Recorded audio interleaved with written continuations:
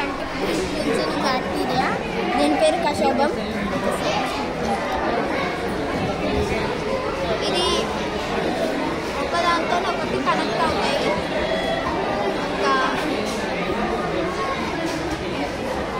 నమస్కారం అందరికీ. నా పేరు లక్ష్మీ జయరామ్. నేను 6వ తరగతి చదువుతున్నాను. ఫిబ్రవరి 20th సైన్స్ డే రోజున మేము లక్స్ అనే ఒకటి చేశాము. లక్స్ అనేది ముప్పు నుంచి ఊపిరితిత్తులకు వెళ్తాయి. గాలి తీసుకుంది. చుట్టులో ఉన్న మెరుపులు